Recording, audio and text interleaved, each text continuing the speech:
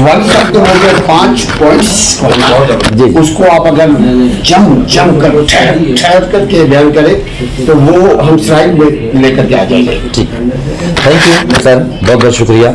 अल्हम्दुलिल्लाह मैं एक बात पे नतीजे पे पहुंचा हूँ कि आजकल जो माशरे को हम देख रहे हैं वो तालीम और तरबियत की तालीम की तरफ ज़्यादा तवज्जो दे रहा है, लाखों रुपए भी खर्च कर रहे हैं और बच्चों पे भी, लेकिन उसके बावजूद भी बड़ी मुश्किल से पूरे माशरे में 15 से 20% तालीम की तरफ जा रहे हैं, बाकी अक्सरियत जो है वो तालीम से महरूम है।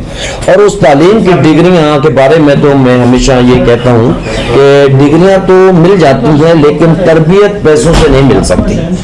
और मेरे वालिद साहब के, मुझे अपने वालिद साहब अल्लाह उनके दर्जात बुलंद फरमाए, जो एक अपने टाइम के, अपने वक्त के एक, मैं कहता हूँ कि बहुत अच्छे इंसान थे और हमेशा उन्होंने जो मेरी तरबियत की और हमेशा मुझे कहते थे जब भी कोई मौका आता था, कोई ईद का मौका आता था, कोई ऐसा मौका आता था, उस वक्त एक दोस्ताना माहौल में मेरे से बातचीत करते थे और मुझे बातें कहते थे, बेटा इनको याद रखना, इनको लिख लेना, जब हम नहीं होंगे दुनिया में ये हमारी बातें आपको याद आएंगी। अब उस टाइम तो मैं इन बातों को इतनी तरजीह नहीं देता था, अब मुझे उनकी हकीकत में कदम कदम पे मुझे उनकी याद आती है, जब याद आती है तो फिर मुझे उनकी बातें याद आती हैं और आंसू भी आ जाते हैं और मेरी दुआ भी निकलती है, अल्लाह उनकी मग़फ़िरत फरमाए। वो हमेशा कहते थे, बेटा याद रखना, दुनिया में जब मेरी शादी हुई, शादी सुहागरात वाले दिन ही होता है कि वो ऐसा मौका होता है, वो मुझे बार बार कहते हैं, बेटा मुबारक हो मुबारक हो, लेकिन मुबारक के साथ मुझे हमेशा कहते बेटा अब मुबारक हो, अब तेरा दोस्त कोई नहीं रहा, तेरे माँ बाप भी दुश्मन, तेरे दोस्त भी दुश्मन, तेरे ससुराल भी दुश्मन, तेरे बहन भाई भी दुश्मन। उस टाइम उनकी ये लफ्ज जो है, ये जुमले मेरी समझ में नहीं आए थे, मैं हैरान होता था ये क्यों ऐसा लफ्ज बोल रहे हैं। लेकिन जब मैंने उनसे तफसील पूछी है, मैंने कहा अब्बा जी आप ये बताएं कि ये इनका मकसद क्या है, इस टाइम तो शादी हुई, खुशी की बातें हैं, मुबारक देते हैं, लेकिन आप कह रहे हैं। बोला बेटा इस टाइम मैंने कहा अबू आप ये बताएं कि ये सारे दुश्मन हैं लेकिन मेरा भी कोई अपना है। उन्होंने एक ही जुमला कहा, बेटा हाँ 2 तेरे अपने हैं, वो 2 अपने हैं, वो 2 जो हैं वो सिर्फ अपने तेरे अपने अमाल हैं और तेरा रब है। अगर रब को तुम राजी रखेगा और अपने अमाल को सुथरा रखेगा तो ये जितने भी तेरे दुश्मन हैं ये तेरे खैर ख्वाह होंगे, वरना ये तुझे फुटबॉल बना के किक पांव के साथ खेलेंगे। अगर तेरे अमाल सुथरे रहेंगे और तेरा रब राजी रहेगा तो ये तुझे फुटबॉल तो बनाएंगे लेकिन तुझे हाथों में लेके वॉलीबॉल बना के खेलेंगे, ठीक है ना, पांव के साथ नहीं खेलेंगे।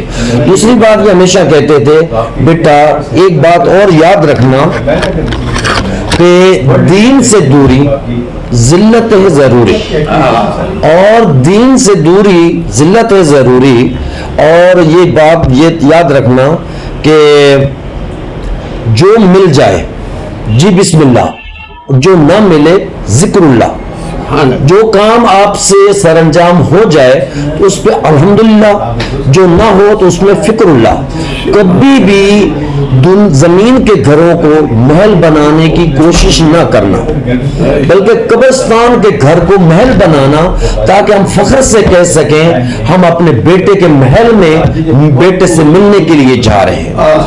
और दूसरी बात, एक बात हमेशा जब मैं कॉलेज में दाखिला हुआ तो थोड़ा सा दोस्तों ने वहाँ बड़ी इज्जत और बड़ी पजीराई दी और बड़ी बड़ी सियासी पार्टियों वालों ने मुझे जो है इज्जत बख्शी, और इज्जत जब बख्शी और बड़ी इज्जत, और वालिद तक, मेरे वालिद मोहतरम तक जब बात पहुंची तो मुझे वो घर जब मैं पहुंचा तो मुझे कहा, बेटा एक बात याद रखना, सियासत में जाना नहीं और सियासत से दूर रहना नहीं।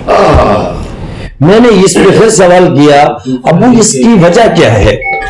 सियासत में जाना नहीं और सियासत से दूर रहना भी नहीं। बोला सियासत से दूर रहोगे तो गलत लोग तुम्हारे पे मुसल्लत हो जाएंगे और जायज काम भी नहीं कर सकोगे। और सियासत से मैंने इसलिए कहा कि सियासत में जाना नहीं, सियासत में इसलिए नहीं जाना कि सियासत में जाके तुम अपने आप को लीडर नहीं कह सकते। क्यों? लीडर की मौजूदगी में दूसरा आदमी लीडर नहीं बन सकता। क्यों? لیڈر آلریڈی تیرا اور میرا نبی پاک صلی اللہ علیہ وسلم کی صورت میں موجود ہے، اس لیے آپ سیاست میں تو لیڈر بنو گے، مجھے پتہ ہے، لیکن آپ اپنے آپ کو لیڈر نہیں کہہ سکتے۔ دنیا آپ کو لیڈر کہتی ہے تو سو کہے، لیکن آپ نے نہیں کہنا، آپ نے خدمت کو اپنا منشور بنانا ہے، اپنا مقصد بنانا ہے، وہ خدمت وہ جو اجتماعی مفاد پہ ہو، اس میں آپ کا ذاتی مفاد 10 دفعہ قربان ہوتا ہو، آپ کا نقصان ہوتا ہو تو اس نقصان کو ترجیح دینا، نقصان کی پرواہ نہیں کرنا، بلکہ اجتماعی مفاد کو ترجیح دینا، اس کو پہلی فرصت میں اس کو اوکے کرنا، اور اس کو ضرور اجتماعی مفاد کو کی طرف دینا توجہ، اور اس کو حل کرنے کی کوشش کرنا۔ اور دوسری بات یہ ہے کہ منشور جو ہے تیرا، منشور کبھی اپنا بنانا نہیں، کیونکہ جب منشور موجود ہے قرآن کی صورت میں تو اب دوسرے منشور کی آپ کو ضرورت نہیں ہے۔ ٹھیک ہے، اور اس کے بعد یہ بھی بات ذہن میں رکھنا کہ اچھے دوست جو ہیں، جو رہبر ہیں، جو آپ کو اللہ کے قریب کر دیں، اللہ سے ملا دیں اور دنیا داری سے آپ کو دور رکھیں، وہ آپ کے رہبر ہیں، وہ استاد ہیں۔ وہ دوستوں کو آپ دوست نہیں سمجھنا بلکہ استادوں کا درجہ دینا، اور استادوں کا ادب احترام مجھ سے بھی زیادہ بڑھ کر کرنا، یہ سمجھ لینا وہ تیرے سے ماں باپ سے بھی بڑھ کر ہیں، کیوں؟ وہ تجھے اللہ کے قریب لے کے جا رہے ہیں۔ اور دوسری بات یہ بھی ذہن میں رکھنا کہ کبھی بھی وقت کو ضائع نہ کرنا اور وقت کی قدر کرنا۔ جو وقت کو کھو دیتے ہیں وہ اپنے آپ کو کھو دیتے ہیں۔ بہت شکریہ۔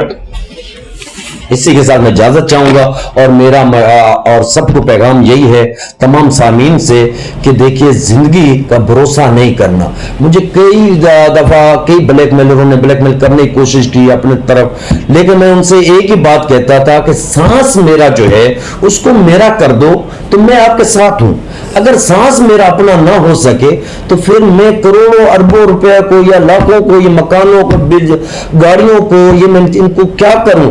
ابھی سانس میرا نکل جائے گا، یہ میرے لیے عذاب بن جائے گا، میرے لیے ناک بن جائیں گے، میرے لیے قبر کا عذاب بن جائے گا۔ یہی میرے اپنے اعمال جو ہیں یہی قبر کے اندر دوسری خوفناک چیزوں کی صورت میں سامنے آئیں گے، جو میرے لیے تکلیف کا باعث بنیں گے، جو میری چیخیں نکال دیں گے۔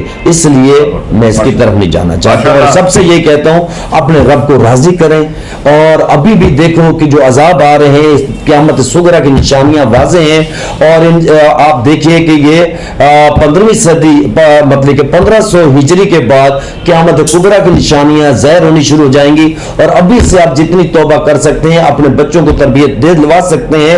تربیت کے لیے اپنے آپ کو قربان کرنا پڑتا ہے، اور تعلیم کے ساتھ تربیت ضروری ہے۔ تربیت جو ہے وہ ماں باپ خود دیتا ہے، اس کے لیے دینی چاہیے۔